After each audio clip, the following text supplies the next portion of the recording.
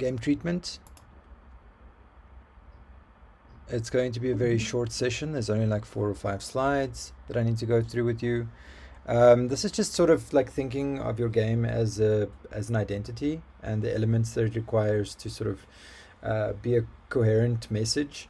Now, normally what happens is when you present your work, people tend to, I don't know, for some or other reason, delve into the themes that Google Slides provide, and then um, it just it just ends up looking completely different from what the intent and the theme and the mood and everything of the actual game is, right? So then you have all these weird bars and colorful stripes and different color palette and everything. So it's just really important that you um, treat your presentation as the first point of entry in creating this sort of brand identity, whether it's the game as the brand or um, your type of game production company as a brand. You'll see that these sort of concepts overlap, and then we'll look at setting it up and what those elements entail, just very quickly, and then the game presentation and the treatment of that. So the idea is that you don't go and use an existing template for your presentation, and rather treat the entire game pitch as an opportunity to involve us in your game concept, and make sure that we can understand what everything is that you're trying to present to us, on a surface level. Just a first impression should already give us like an overview of what this game is about, and not we shouldn't have to look past the clutter of unnecessary design elements.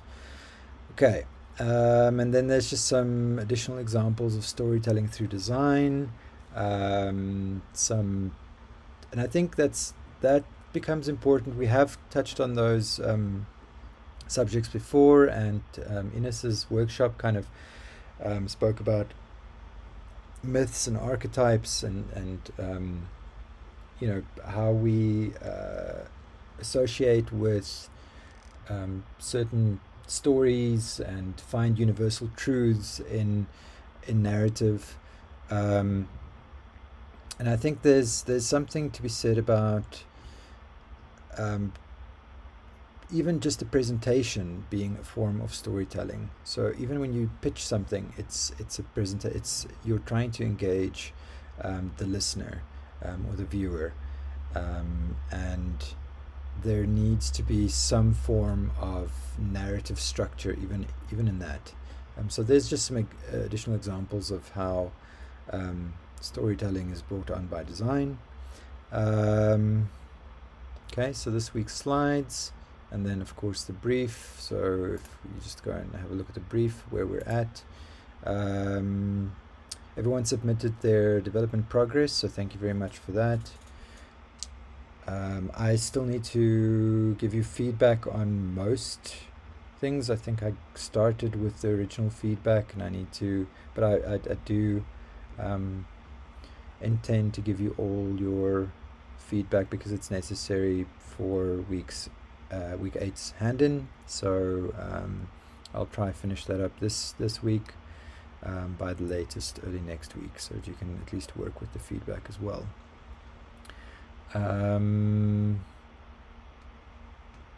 So we're covering game treatment, and then once we've got the prototype, so the prototype deadline is for next week. That's also a gameplay session, and then we're going to talk about how to enhance, just the overall prototype experience through game feel and juice, as we like to call it.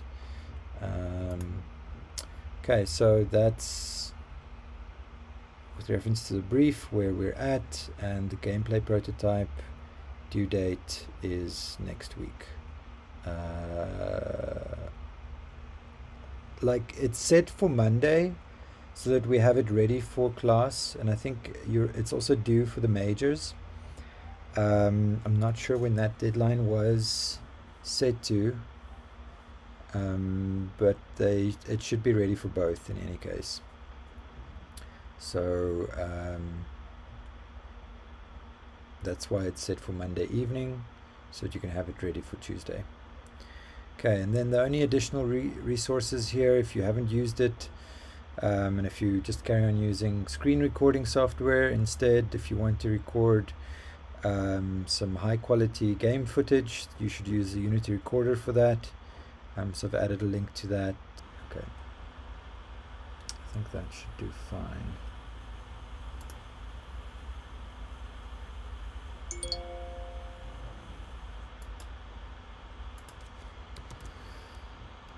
And yeah, just excuse me for a second, and let me fix that that link for you.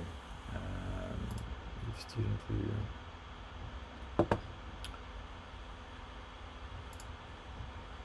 Nope.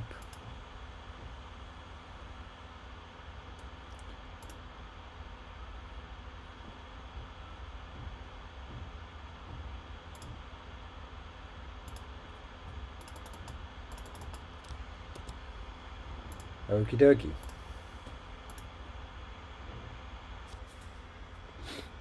Something that I did notice though is that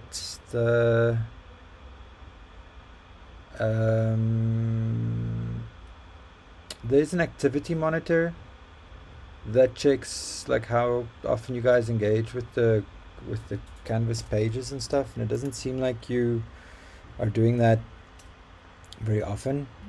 So yeah, just do, if you are looking for anything, if you have any questions, please do reference the older slides and that sort of stuff. They're there for your reference. Okay, cool. So week 6, we're nearly there. So brand identity are the visual elements of a brand, such as color, design, and logos that identify and distinguish the brand in a consumer's mind. Brand identity is distinct from brand image. Okay, so I linked just like some of the most prominent ones, or the ones that I could think of as very distinguishable type of brand identities. Super Mario is obviously sort of synonymous with Nintendo, so you even get like sort of Super Mario branded Nintendo Switches, and then they're like, well, they kind of look like it in any case. So yeah, Super Mario has been around for a while now. I think it's its 35th anniversary. But you can see that almost everything on this page resembles the color scheme, the sort of the theme of the game, the characters, everything in it. Even the sort of the design from the old, and these are websites, so they're not presentations, but I'll show you some presentations and slide versions that do the same thing. But in this case, almost everything resembles this game. There's nowhere where you go where you don't feel like you're on the page that sort of supports or talks about Mario. Okay. Other example, Ardworld Inhabitants. This website's a little bit more generic. I feel like it's not as branded as the Nintendo effort or the Super Mario effort, but you're still constantly reminded of where you are, and there is some sort of an attempt to keep design consistent. This sort of blue and yellow theme and use of colors tend to echo in the design of the website. So these blues and yellows, but you know where you are when you're on Oddworld's page.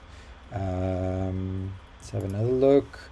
Play Dead I liked because it's such a minimalistic sort of website. It's not really much more than just sort of screen grabs and little loops. It just what's again interesting to me is that these are both, or actually all three of them are developers that have sort of a franchise or multiple games that may not even be part of a franchise, or but they feel like because they're from the same developer, they also feel like they're from the same world, and the entire brand identity, everything that the developer stands for, seems to be in line with the type of content that they publish. And I think that happens more so with games than other media. I feel like you don't from a particular director, you might get the odd sort of stylistic choice. I saw this video or this masterclass yesterday that I think it was either Neil Gaiman or it was the other one.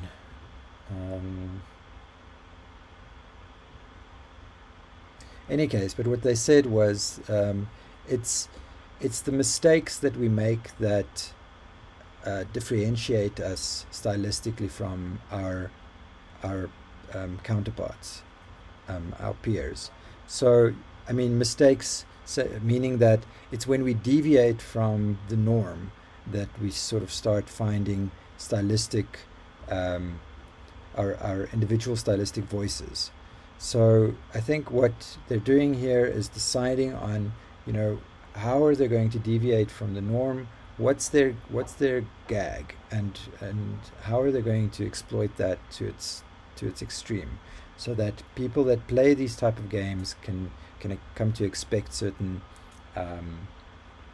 certain type of game from them.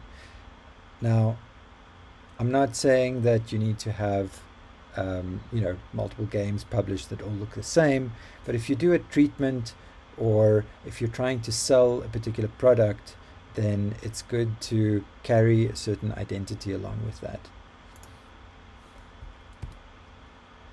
Okay, so here's just a video I found on creating brand identity, and it's very short. It's from an article that Lucid Press wrote. You'll find a lot of content on brand identity, and we're not really going to create the entire brand identity. We have done exercises, and we will again go through this exercise when we do sort of game publishing type things. But for now, it's just to introduce you to the concept of identity. So let's have a quick look here.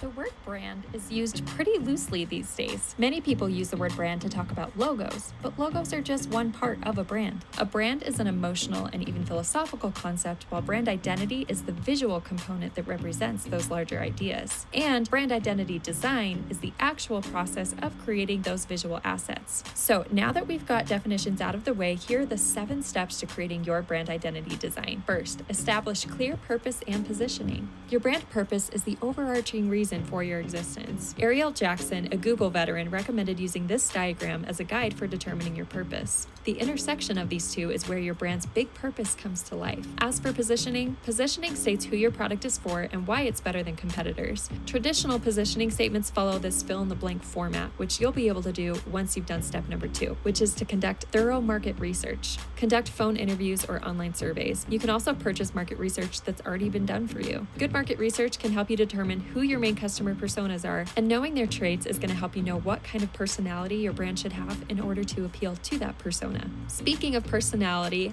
third, determine your personality. Ask yourself, if my brand were a person, what would they be like? Brand personality has a huge impact on the voice, tone, and visuals of your marketing materials. To figure out your personality, consider some of these questions to get you started. Then, once you have an idea, summarize it in a single sentence or graphic, such as this one, so that everyone that represents your brand can stay consistent. Number 4, create a polished logo. So the 3 most important things to keep in mind when designing your logo. You want to keep it simple, scalable, and memorable. Take the Amazon logo, for example. The 5th step is to create an attractive color palette.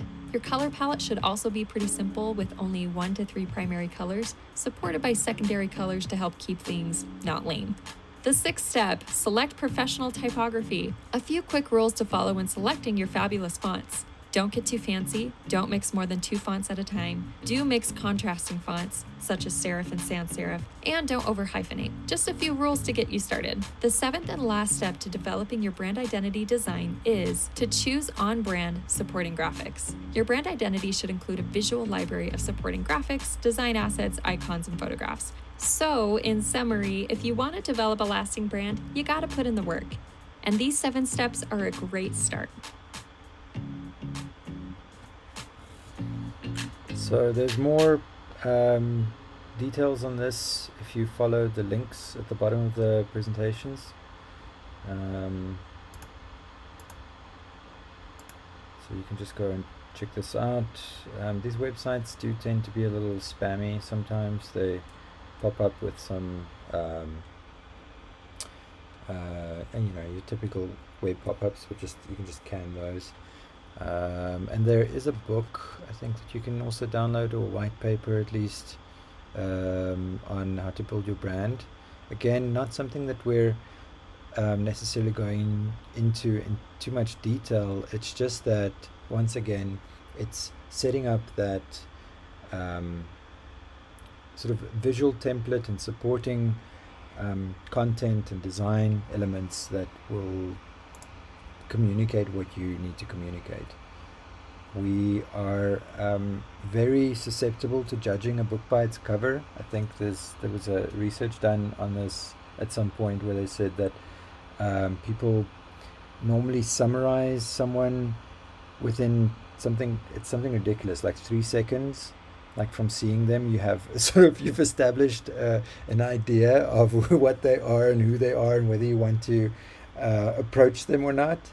And it may have been sort of an instinctual way of protecting us from danger, but it's also very contrary to that idea. Is like, don't judge a book by its cover. We absolutely do that. So with anything that you present, try and have it as coherent as possible, because not everyone's necessarily going to like your concept.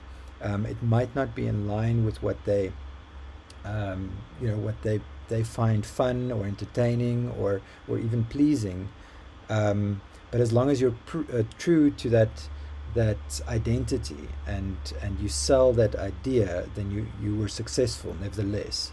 So not everyone's going to like exactly, not everyone likes the same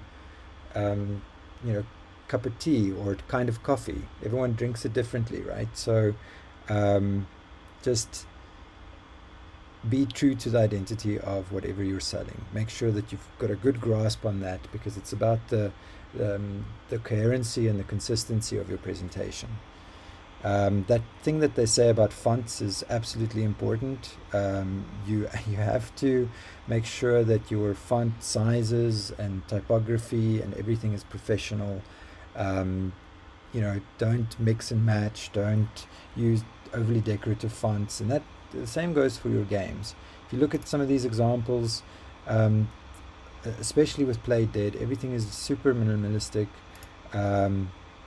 Oddworld is a little bit more playful when it comes to fonts. That looks very much like, I don't know, something that you'll see in... That looks like Star Wars. Yeah, that looks like Star Wars.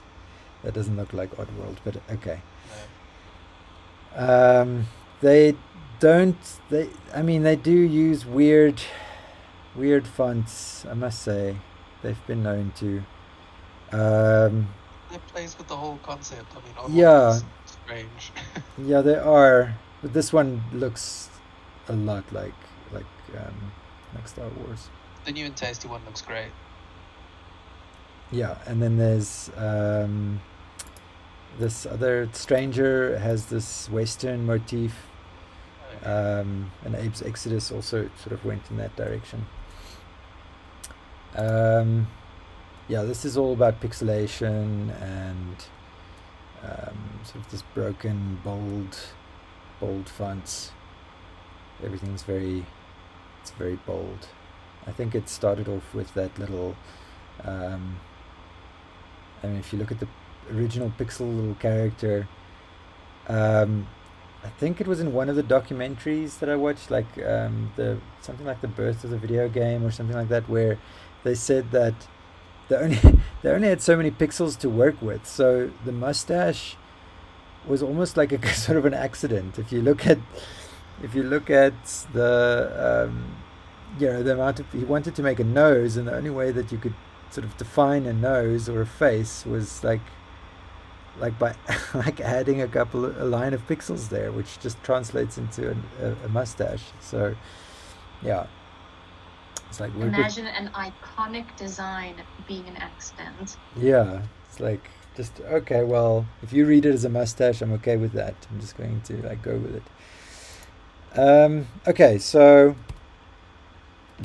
on creating a brand identity, we've done that. Game treatment. So game treatment is a written summary of a game concept that includes concept sketches of the game world and characters. So this is sort of stuff that you've started accumulating already and started producing, and you've done a fair share of research as well. So in the game industry, game treatments are used to get feedback on game concepts, as well as to pitch a game concept to get approval for funding to create them. Okay, and this is kind of like the process that you're going to go through.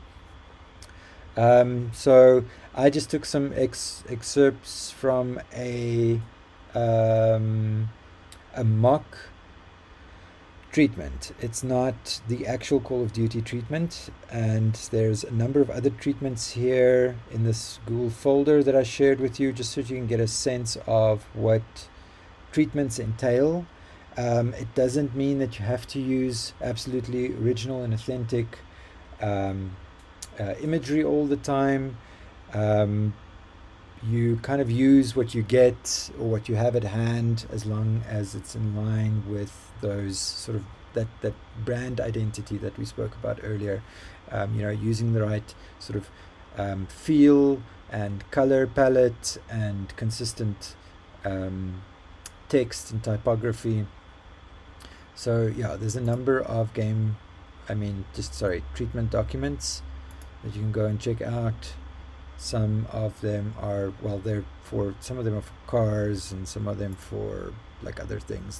The one just happens to be for Call of Duty.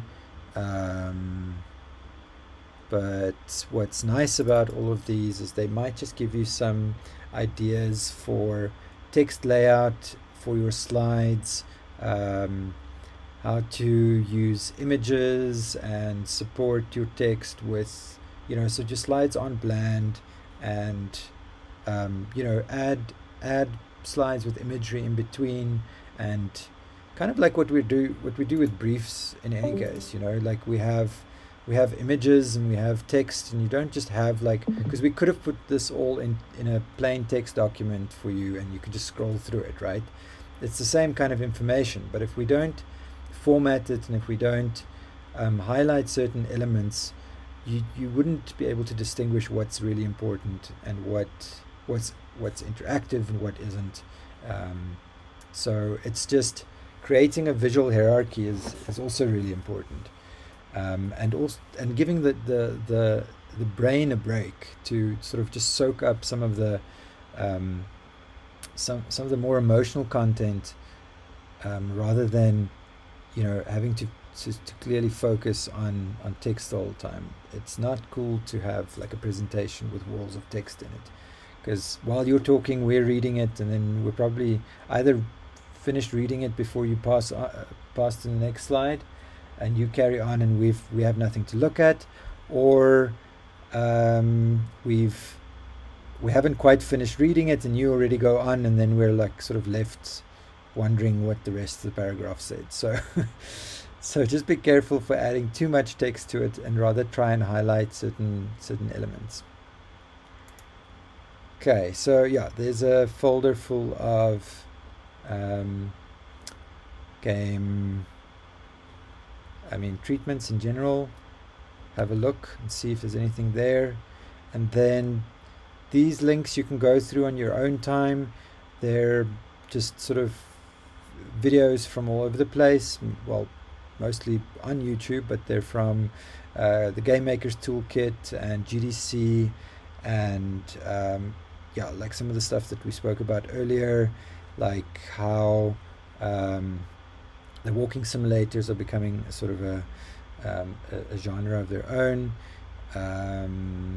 Storytelling tools to boost indie game narratives and gameplay, how level design can tell a story, and advancing the art of storytelling, which is like a Unity featured article on a Baymax thing that they did. But I think what I did was I scheduled those contact sessions for today from 22, and they're 20 minutes each. So if anyone wants to chat to me now, please go and book a session, and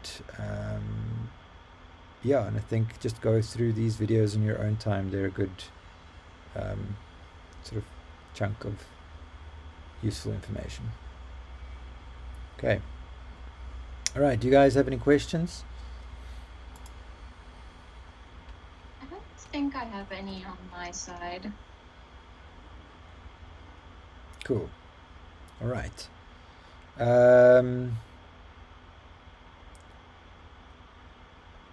I am in the wrong class. Okay. The wrong thread. You're in the wrong I was class. I was in the wrong thread. So I'm looking at Discord's major instead of the okay.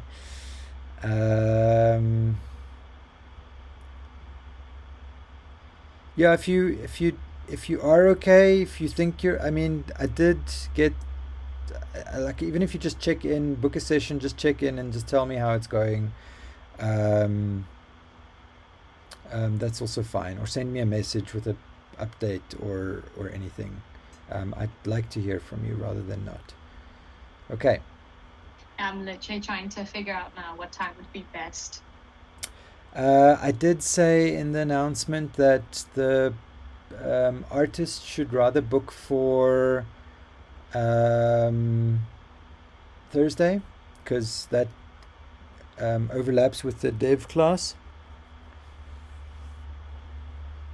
I also have the development class. Okay, so then book. I'm one of those weirdos that took both. Okay, then book one today then rather. Yeah, that's what I'm thinking. Okay. Cool. And then I think the only other thing is there were some links that I shared over the course of the week. I don't know how useful they were to you on again on Discord. Working with Cinemachine, 2D layers, 2D effects. I did say that I was still going to share The ones that you shared in the game aesthetic chat. Yes, I'll continue to do that as soon as I've spoken to everyone and just figure out what it was that I promised. Can't remember all the time. I know there was some pixel art stuff that I needed to send through as well. I'll just go and have to go and look for it again. Who was doing pixel art games again? I'm not sure. Okay. But I did see that Annabelle said she does. Okay, I did see Krita also had a pixelation filter that you could use on images. And Krita is free and open source, so that's already better than a paid app.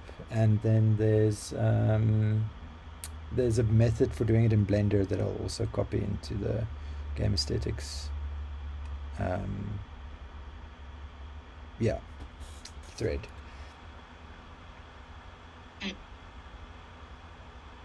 I don't know if you saw in my progress vlog, but I did end up changing like the whole clicking thing. Okay.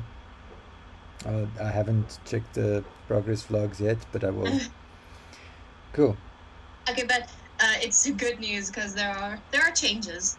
Okay. Good changes. Okay, cool. Awesome. Yeah. All right, guys. Then I'll see you in the contact sessions. Yeah, I think so. Okay. Okay, see you just now. Thanks. Bye. Bye.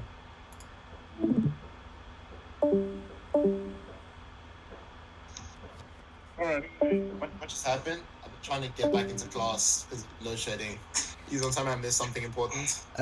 Where you can book a contact session, just go to the Canvas course. There's an announcement with a link for the contact sessions, and Okay. and then if you have the dev focus skill, try and book one today. Okay. And also, secondly, is there a way to set up push notifications for Canvas? Because sometimes it just doesn't tell me when stuff is due and I miss it. There should be. Okay, I'll have a look around. What sort of a mobile device do you have? I've got a S20.